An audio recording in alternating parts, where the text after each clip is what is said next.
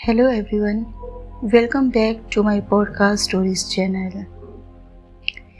कहानियों के इस सफ़रनामे में आज हम बात करेंगे कुदरत के और अपने हाथ के काम की।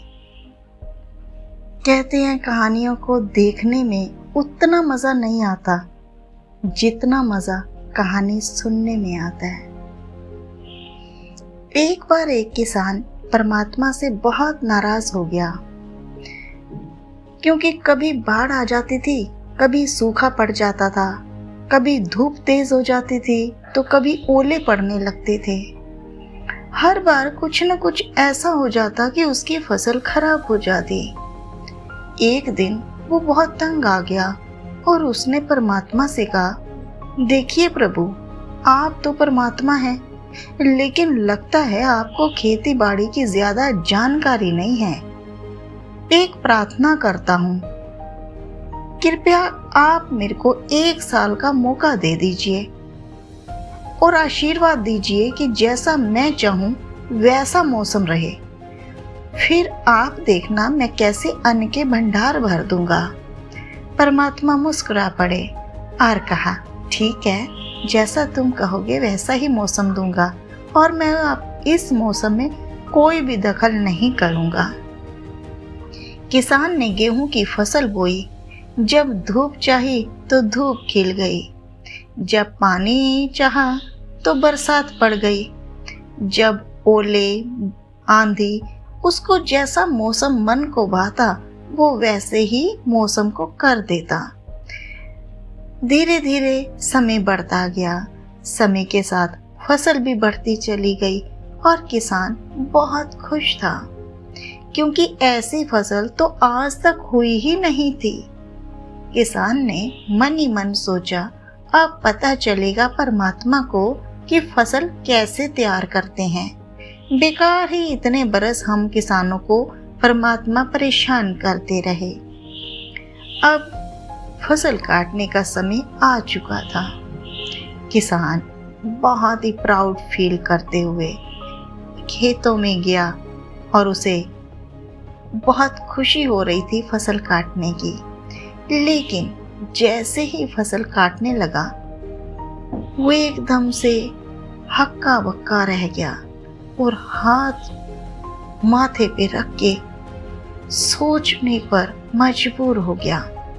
गेहूं की एक भी बाली के अंदर गेहूं नहीं था, सारी बालियां अंदर से खाली थी।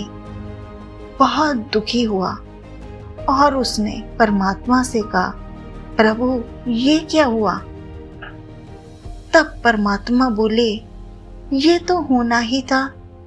तुमने पौधों का संघर्ष करने का जरा भी मौका नहीं दिया, ना उनको तेज धूप में तपने दिया, ना आंधी ओलों से जूझने दिया। तुमने फसल को किसी प्रकार की चुनौती का एहसास होने ही नहीं दिया, इसलिए सब पौधे खोखले रह गए। जब आंधी आती है, तेज बारिश आती है, ओले गिरते हैं, तब पौधा अपने ही बल से खड़ा रहता है।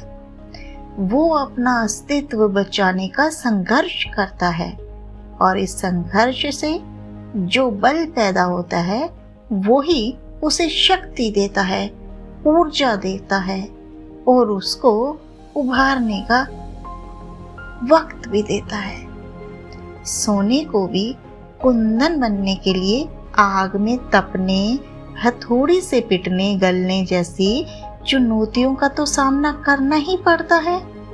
तभी तो उसकी स्वर्णिम आभा निखर कर आती है और वो एक अनमोल और नायाब जेवर बन जाता है। उसी तरह जिंदगी में भी अगर संघर्ष ना हो, चुनौती ना हो, तो आदमी भी अंदर से खोखला ही रह जाता है। उसके अंदर किसी तरह की कोई क्वालिटी ही नहीं आ पाती। यही चुनौतियां ही तो होती हैं जो आदमी रूपी तलवार को धार करती हैं, उसको मजबूत बनाती हैं उसके व्यक्तित्व को निखारती हैं। अगर प्रतिभाशाली बनना हो तो चुनौतियों को तो स्वीकार करना ही पड़ेगा, अन्यथा हम खोखले ही रह जाएंगे। तो इसीलिए प्रतिभाशाली बनना है, खुद को निखारना है, तो संघर्ष और चुनौतियों का सामना तो करना ही पड़ेगा।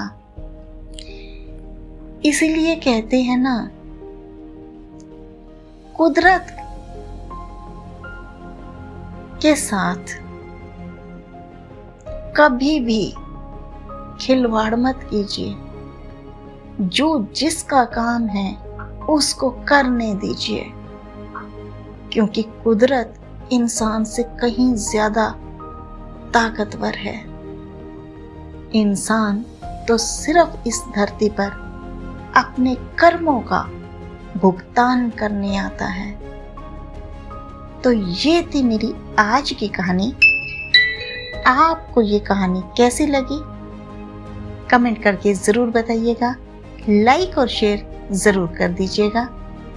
और अगर आप नए हैं मेरे चैनल पर तो सब्सक्राइब करना बिल्कुल मत भूलिएगा और बेल आइकन प्रेस कर दीजिए, जिससे कि नेक्स्ट पॉडकास्ट स्टोरीज की नोटिफिकेशन आपको मिलती रहे।